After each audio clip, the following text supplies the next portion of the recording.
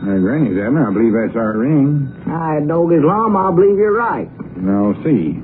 Hello, jot 'em down, store. This is Lum and Abner.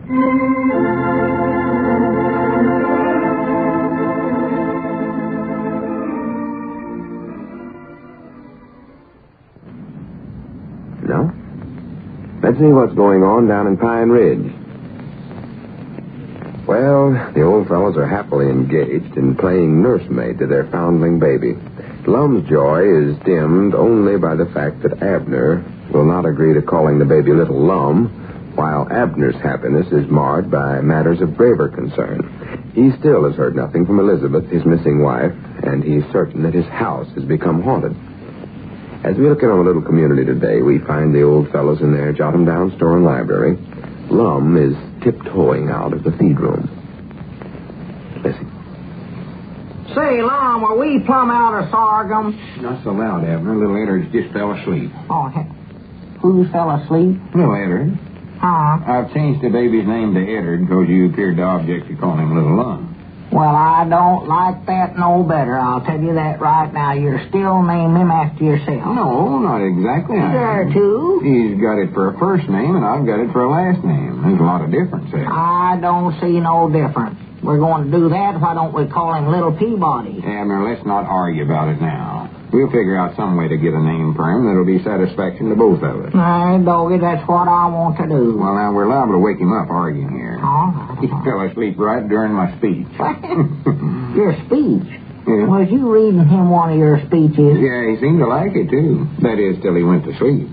Well, no wonder he went to sleep if that's what you was doing. Even grown-up folks goes to sleep during them speeches of yours. Not this one, they won't. It's a new one I just wrote. A new one? Yeah, I'm giving it at the meeting of the Pine Ridge for Victory Club tonight. Oh, is that meeting tonight? Yeah, starting off that big salvage drive. Well, I never knowed you was making a speech at that, Lum. What you talking about? It's about junk. Junk? Yeah. Well, I know that. That's what all your speeches are about. This is the first time I ever heard you come right out flat-footed and admit it, though. I don't mean that kind of junk. I know what kind of junk there. I've heard them a million times before. Even as a small boy, I showed great promise of becoming the self-made man you see standing before you this I ain't giving that tonight, Abner. I'm talking about scrap iron and old copper and brass and rags and all such as that. Things the government needs for the war. Oh, that kind of junk, huh? Yeah. Why don't you sit down there and play like you're the audience, and I'll run through my speech for you, see how you like it. Well, I don't want to listen to it long. Well, this is important, Abner. The government's starting this campaign for salvage goods all over the country. Yeah, well, I know that. I'll give all the junk we got, but now I ain't going to listen to no speech of yours. I'll tell you that right now, Long. Well, you'll enjoy this, Abner. I got most of it out of some literature from the government. I sent for it several days ago. Several days? Well, how long ago did the Pine Ridge for Victory Club ask you to make this speech? Well, to be honest, they ain't actually asked me yet. They ain't? No, but I'm not sure they will. Oh. Well, I'm about the best out-loud talker they can get around here, I believe.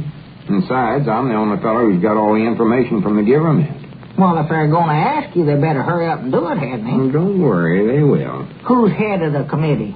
Sister Simpson. Oh. Have you ever heard of any committee she weren't the head of? No, I reckon not. She generally is the head of everything around here. Here's how it starts out, Abner.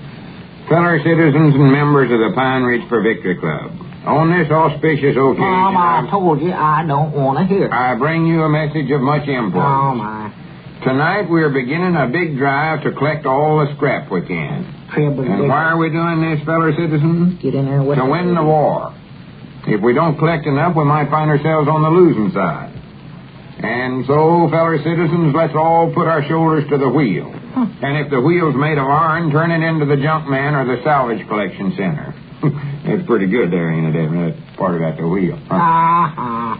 Some of you folks sitting here before me tonight are more than likely wondering just how old rags and stoves and kettles and such as that can help win the war. Well, I'll tell you. Long. That's our ring, I believe. You better answer it. Blame it. Just when I was getting warmed up, too. Glad that thing wrong, I'll say that. Hello, jot 'em down, store and library. Lum Eddard's talking. Said that 1,000 times. Why, hello, Sister Simpson. See, what'd I tell you, Abner? Uh-huh. Mom? Speech at the meeting tonight. I love speech. Well, I don't know, Sister Simpson. This comes as quite a surprise to me. Surprise, you've been planning on it for days. Well, I'd love to, Sister Simpson, but there ain't much time left to get a speech ready. Why, Lum, you got one wrote there, a long one, too. Ma? Oh, yes, I'm for the campaign, but this is such short notice. Such pretty. I'll tell you what, you better give me a little time to think it over. Yes, Ma. Uh-huh. Yeah, all right, Sister Simpson. Goodbye. Well, for the land's sakes, Lum, what's the matter with you? Here you've been planning on this, waiting for them to call you, and when they finally do call, you turn them down, hang up a receiver. I never seen you like this in my life. I never turn them down. Huh? I'm going to make the speech, don't you worry. I'm just playing hard to get. Hard to get. Yeah, you see, this way they figure I'm a busy, important feller, and so when they do finally manage to get me, they'll think my speech is a whole lot more important. And they'll listen to it better. They will, huh? Why, sure. Besides, they'll think I'm pretty smart to be able to think up a good speech like this in such a short time. Doggett, I'll admit one thing. You sure use your head, Lum. Well, that's what you call psychology. Tis, huh? Yeah, let's see now. How far had I got? Huh? Oh, yeah. Part about winning the war. Oh. Some of you folks sitting here before me this evening, more than like you're... Lum, I'll ring again, I believe. Sister Simpson, I'll down you. She's calling back, huh?